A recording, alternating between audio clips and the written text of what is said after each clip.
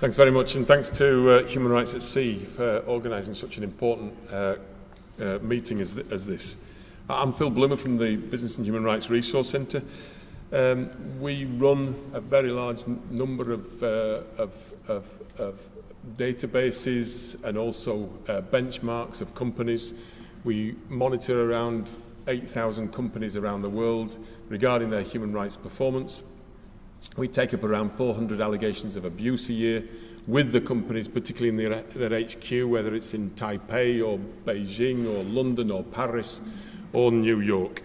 I think I wanted to just start with that just a quick example, and it was amazing that it came out in the Financial Times just last month, which illustrated the systematic abuse of people, of workers in the Taiwanese industry. And that's important because, as you'll know, the Taiwanese far fleet fishing industry is the second largest in the world.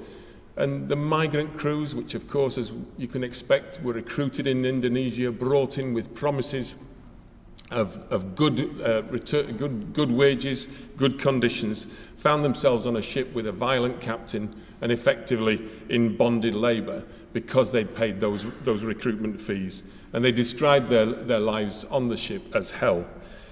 They were brought into that debt bondage. They were forced to work 22 hours a day. They were paid half the minimum wage of the Taiwanese fishermen.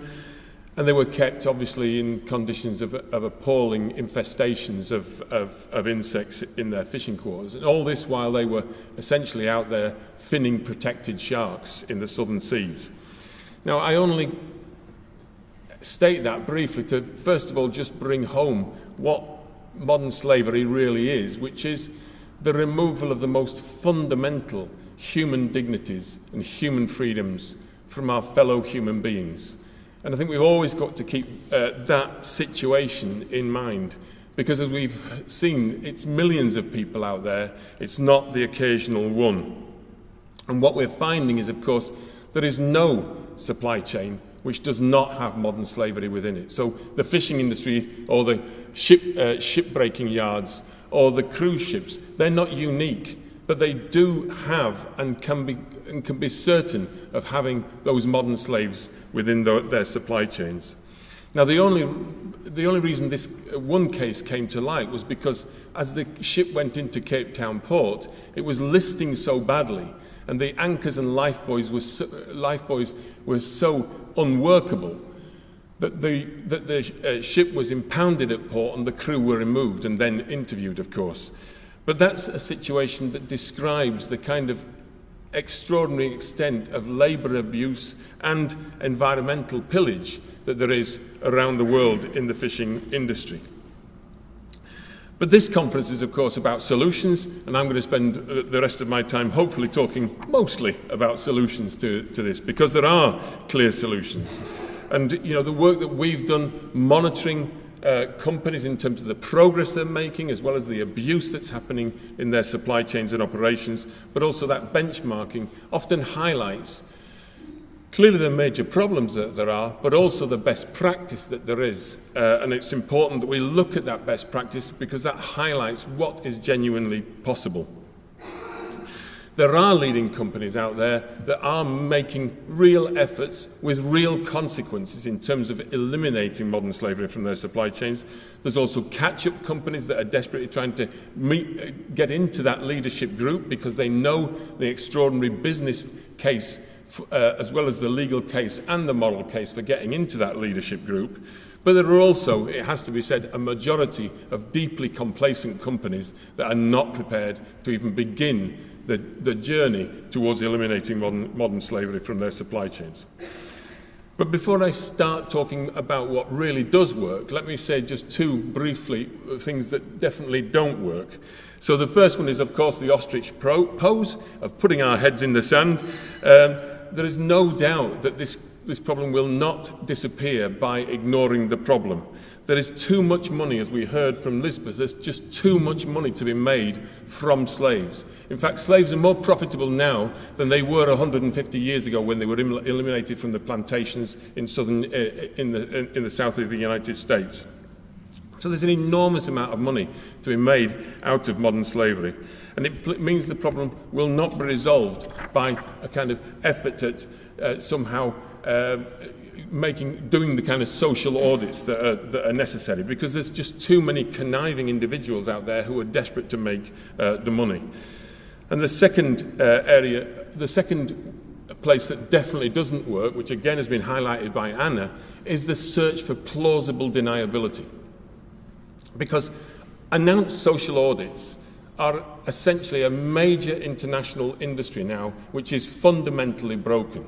It developed possibly initially to definitely try to find where there was abuse in operations and supply chains. But very quickly it became a collusion between those social auditors that knew there was abuse in the supply chain and the companies that wanted to have plausible deniability.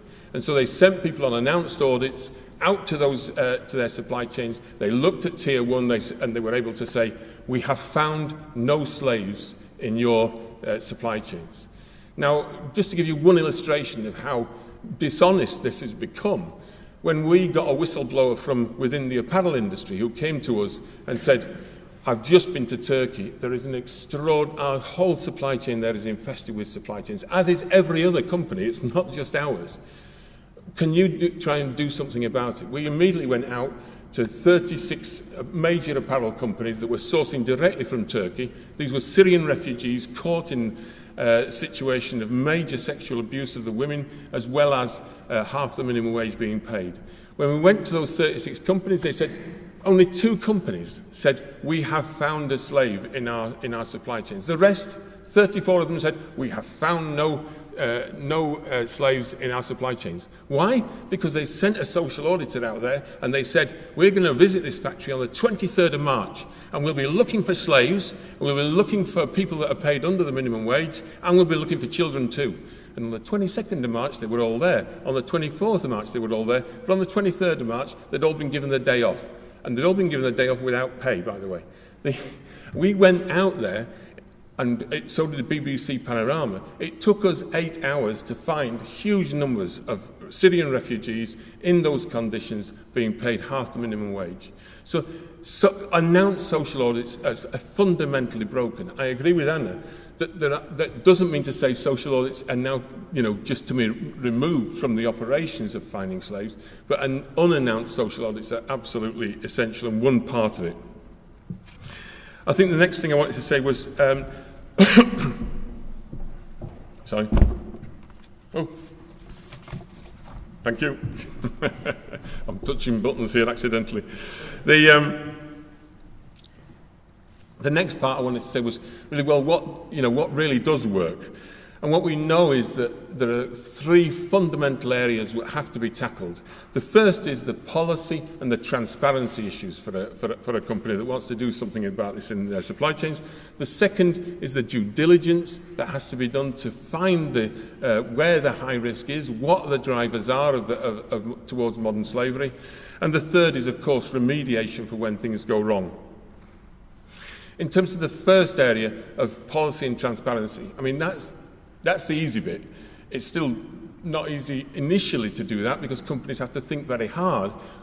But actually thinking about what are the international standards that apply to my company, how do I ensure that they are understood throughout my company by training the individuals and ensuring that then through the supply chain that is understood, is still a big job, but it is the easiest element of it. The second part, due diligence, is where really the rubber hits the road. Because in due diligence, we have to basically look at sometimes the transformation of key elements of the company's business or the model of doing business. I think firstly, in terms of due diligence, what's essential is to do those deep dives that are necessary to identify where in your supply chains the real risk lies, and then to do those deep dives that we've seen, for instance, The Guardian doing, but the deep dives that are necessary to find where the scale and scope of modern slavery, but also the core drivers of that modern slavery. And unfortunately, too many times, the core drivers relate directly to the issues of the purchasing practices of the buyers. And I'm not going to shirk this. You know, it's nice to say, oh, well, it's about a bit of blockchain here and a bit of blockchain there, and everything will be sorted. The reality is that the purchasing practices of buyers make it almost impossible sometimes for modern slavery to be removed, because you are searching for the cheapest labour costs around the world. You're scouring the world for the cheapest labour. In that situation, of course, modern slaves are going to be there, because it's highly lucrative for villains, for criminals, to use those modern slaves to create that, to supply the demand that the actual purchasing practices are creating. So, but nevertheless, you've got, and indeed for the Taiwanese fishing industry, you know, it's worth $1 billion a year. There's 500,000 metric tons of fish caught. It's the second largest industry in the world. But it relies on very, very cheap labour, and without that cheap labour, much of that fishing industry is not profitable. So it is the relentless pressure, the relentless international pressure for cheap seafood that actually is generating the demand for those slaves. And no amount of announced social audits are going to be able to pick that up, because there's too much money to be made from it. So clearly that effort at deep dives, at actually understanding the scale and scope of it, but looking at the drivers of what's creating the modern slavery is fundamental to this. And therefore, what was also highlighted by Elizabeth, for instance, I think, and by Anna and Parosh, is critical. Unless companies are starting to be prepared to speak to the people that they don't like to speak to, you will never find the situation in the operations and supply chains. The workers, of course, and particularly the organisations of workers, they know where the bodies are buried in the supply chain. You may not want to speak to those people. It may be difficult, and they may be cantankerous and distrusting and all those things. But without speaking to them, you will never find where the actual slavery is, where the major health and safety risks are, because they are the people who live with those risks, or at least alongside those slaves, every day of their working lives. So that's, again, what I think is fundamental, is speaking to the major stakeholders. Now, when we do benchmarks on this, the situation is not great in terms of companies' commitment to engage with stakeholders. We do a corporate human rights benchmark. This isn't some crazed civil society organisation called the Business and Human Rights Resource Centre. We do this with Aviva, the major investment house, with APG, with Nordea Bank. And together we do something called the corporate human rights benchmark. That corporate human rights benchmark, when we went to the 100 largest companies in the highest risk sectors, 80% of those companies scored 0 in terms of having a framework for stakeholder engagement. So we have to do a major transformation in terms of that stakeholder engagement. It's also the case that the corporate human rights benchmark, for instance, in those 100 companies in the highest risk sectors, 70% of them scored 0 for actually mapping their supply chains. And then 84% scored 0 in terms of the most difficult thing, the alignment of their supply chains and their purchasing practices with respect for human rights. So these are very low scores, and of course that's depressing. But the average score doesn't in any way reflect the extraordinary, inspiring examples that come out from the best practice that's also present in that benchmarking operation. So let me speak just briefly to some of those higher scoring leading companies and what they are doing. Tesco, for instance, now discloses the main sourcing countries for 7 of its key raw materials, including prawns.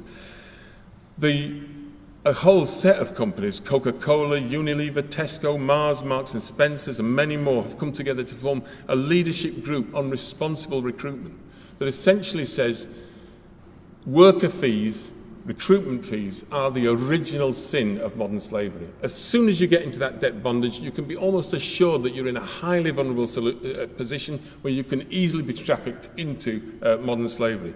So they've committed themselves as companies to the total eradication of those fees. Kellogg has gone a step further, for instance, and now has a joint business planning process where it works with its suppliers to actually ensure that its own purchasing practices are aligned with the essential human rights and particularly the elimination of modern slavery. And then Walmart, along with a number of other major sourcing companies in the world, have got together with the Coalition of Immokalee Workers. Now, the Coalition of Immokalee Workers is a group of workers. Immokalee is this one place in Florida that supplies something like 80% of the winter tomatoes into the US supply chains. And so it's an incredibly important area with huge numbers of migrant workers coming in, all highly vulnerable, of course. And the Coalition of Immokalee Workers basically initially to remove the level of sexual abuse of women, to improve the workers' wages, they went to the farmers. And basically they got absolutely nowhere because the farmers said, you know what, we don't care. We're in a very competitive industry here. We've got massive squeezes on our margins, and you're just going to have to cope with it. Because if you don't, to be quite frank, there's a lot of people just outside the farm gate who will be very happy to take your job. But then the Coalition of Immokalee Workers, I think, failed for about 3 years at that negotiation, jumped over the farmers and went to the buyers. And they went to people like Walmart and people like Compass, major group, and asked them whether they would basically collaborate to ensure that if there were reports of wages below the minimum wage, if there were reports of systematic abuse of women, that they would stop purchasing. And fortunately, Walmart and a few others got together and said, you know what, I think we could do this, and we can pay an extra penny in the pound of every tomato that's picked. And out of that has come an extraordinary change. But it's been to do with also that workers' empowerment at the base, because it's the workers that have the right to report the abuse. And they report it to their own organisation, so there's a lot of trust there, but then the organisation ensures that the buyers are informed, and the buyers take punitive action when there is systematic evidence found. And I wonder whether that's an opportunity that could be extended, that model could be extended and adapted to the fishing industry itself. So I want to just finish really by saying, no business wants the scourge of modern slavery in its supply chains. We all know that, and yet it's such an intractable problem. And it's an intractable problem because it is difficult. It's hidden because it's illegal.